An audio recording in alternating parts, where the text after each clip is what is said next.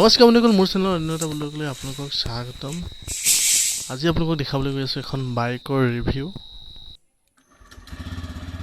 এইটো হৈছে এটা নতুন ফিচাৰ্ছ চাইলেণ্ট ষ্টাৰ্ট য়ামাহা ৰে জেড। যদি আপোনালোকে আগতে চাইছে নিউ মডেলত, তেতিয়াহ'লে হয়তো দেখিছে BS6ৰ।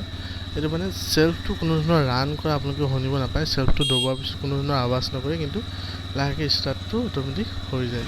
এইটো খুব এটা ভাল ফিচাৰ আচলতে। তো বলক বাইকখন অভাৰভিউটো আপোনালোকক দেখাওঁ। আচলতে TVSৰ এখন নতুন বাইক, নামটো হৈছে TVS Rider। এটা নতুন লুক, নতুন মানে একদম নিউ ষ্টাইলত এটা স্পৰ্টি লুক। চাওক আপোনালোকে, ৰাইডাৰ নামটো ধুনীয়াকৈ দিয়া আছে আৰু ছিংগল গিয়াৰ, লগতে আপোনাৰ ডুৱেল ছিট দেখিছে, খুব সুন্দৰ ডুৱেল ছিট।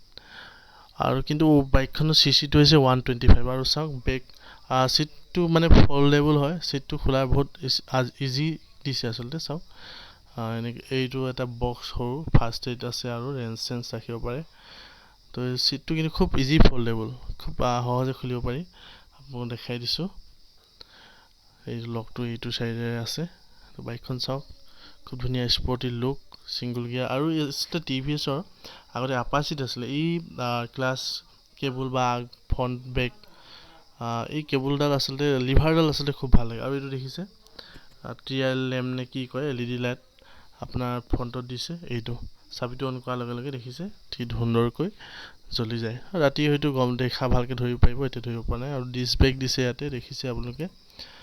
আৰু ডিপাৰকেইটাও চাওক আপোনালোকে, ডিপাৰকেইটাও খুব স্পৰ্টি। TVSৰ এটা নতুন লুক আচলতে বাইকখনত দেখিবলৈ পাইছোঁ। আৰু চাওক মিটাৰটো চাওক, খুব এটা ধুনীয়া মিটাৰ, ডিজিটেল মিটাৰ দিছে। স্পৰ্ট আচলতে KTM CTM বাইকৰ দৰে। আৰু ইয়াতে দেখিছে আপুনি দুটা মুড দিয়া আছে, এটা পাৱাৰ আৰু এটা ইকনমি। তো বাইকখনত মুডো দেখিবলৈ পাই যাব এইখনত TVS নতুন ৰাইডাৰত। চাওক বাইকখন লঞ্চ হোৱা মোটামুটি 2 মাহ হোৱা নাই বুলি কৈছে মোৰ বন্ধুজনে। ই আচলতে পূজাৰ দিনা বাইকখন লৈছে, মোক যদিও ডিলাৰ পৰা আনিবলৈ লগ ধৰিছিল, মই সেইদিনা যাব নোৱাৰিলোঁ। আৰু চাওক ইয়াতে গোটেইখিনি ইণ্ডিকেটৰ দেখাই দিয়ে, এভাৰেজ কিমান মাইলেজ দিছে, গোটেইখিনি বস্তু। তো খুব ধুনীয়া আছিলে মিটাৰটো। আৰু অভাৰঅল বাইকখন দেখিছে খুব সুন্দৰ। আৰু আচলতে TVSে 125ত এটা ধুনীয়া লুক দিবলৈ চেষ্টা কৰিছে, কাষ্টমাৰক এটা ধুনীয়া মানে বাজেটৰ বাইক দিবলৈ চেষ্টা কৰিছে। তো বলক আৰু অলপ ফিচাৰ্ছ মোৰ বন্ধুজনে দেখাই দিম বুলি কৈছে, চাই লওঁ কি কিনো আৰু নতুন ফিচাৰ্ছ আছে। এইটো দেখিলে আপোনালোকে বেক ছিটটো খুব ইজি ফল্ডেবল, আৰু এইটো লক আৰু বেক লাইটকেইটাও আপোনালোকে দেখিছে। বাকী আহিলে এইটো ETFI এটা নতুন টেকন'লজি বুলি কৈ। তো ইয়াৰ একচুৱেল কাম কি সিও একচুৱেলি ভালকৈ নাজানে, তো চাব লাগিব। বাকী আৰু এইপিনে এটা নতুন ফিচাৰ্ছ সি কৈছে, TVS ইণ্টেলিগো। আৰু এইটো ছিষ্টেমৰ দ্বাৰা সি কৈছে যে যেতিয়া আমি বাইকখন লৈ ক্লাছ ধৰি ৰখি থাকোঁ আৰু মানে ছাইড ষ্টেণ্ডত যেতিয়াই পেলাই দিওঁ, তেতিয়াই অট'মেটিক ষ্টাৰ্টটো বন্ধ হৈ যায়। তো যেতিয়া আচলতে আমি ৰৈ থাকোঁ, তেতিয়া ষ্টাৰ্টটো এনেই বহুতে দি থোৱা হয়। আচলতে আপুনি যেতিয়া ছাইড ষ্টেণ্ডত পেলাই দিব, এইটো এডভান্স ছিষ্টেমত অট'মেটিকলি বাইকখন বন্ধ হৈ যাব।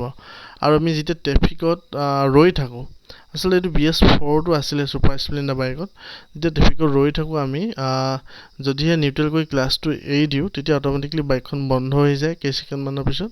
আকৌ যেতিয়া আমি ক্লাছটো ধৰি দিওঁ, তেতিয়া অট'মেটিকলি বাইকখন ষ্টাৰ্ট হৈ যায়। তো এইটো ফেচিলিটিও এই বাইকখনতে উপলব্ধ বুলি কৈছে। আৰু অভাৰঅল বাইকখন ভাল লাগিল, আচলতে লুকটো ভাল লাগিল, স্পৰ্টি। আৰু আপোনালোকক দেখাই আছোঁ মিটাৰটো খুব ধুনীয়া।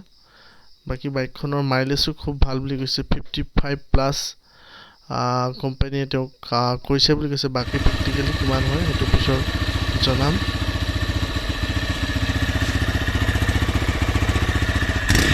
বাকী বাইকখনৰ আৱাজটো এবাৰ শুনি লওক আপোনালোকে ভালকৈ।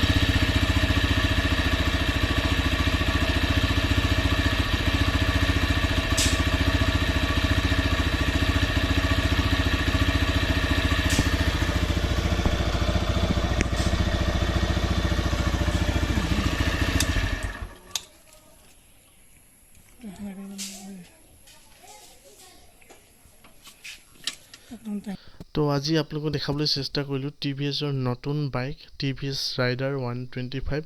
তো দেখিলে বাইকখন খুব এটা স্পৰ্টি লুক, আৰু লঞ্চ হোৱাৰ খুব বেছি দিন হোৱা নাই, 2 মাহমান হৈছে বুলি কৈছে জাষ্ট। আৰু ইয়াৰ আচলতে ৰিভিউ ময়ো চোৱা নাছিলোঁ বা পোৱাও নাছিলোঁ, কিন্তু বাইকখন দেখি খুব ভাল লাগিল মোৰ, সেইকাৰণে আপোনালোককো ভাবিলোঁ দেখাওঁ। তো 125cc আচলতে TVS বুলিয়ে নহয়, আচলতে আপোনালোকে দেখিছেই KTMৰ 125 আহি গ'ল, লাষ্ট আহিলে আপোনাৰ বাজাজৰ পালচাৰ 125 আহি গ'ল। তো আচলতে 125তো এটা নতুন স্পৰ্টি লুক দিবলৈ চেষ্টা কৰিছে কোম্পানীসমূহে।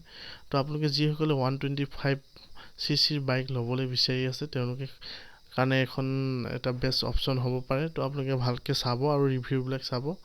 বাকী ভিডিঅ'টো কেনেকুৱা পালে কমেণ্ট কৰিব। আৰু বাইকখনৰ শেষত আহিলোঁ ইয়াৰ প্ৰাইচ। এইখনৰ অনৰোড প্ৰাইচ হৈছে অনলি 1,06,000। যিসকলে আচলতে ৰাফ ইউজৰ কাৰণে লাগে তেওঁলোকে এটা স্পৰ্টি লুকো পাব, লগতে মাইলেজো পাব 125cc।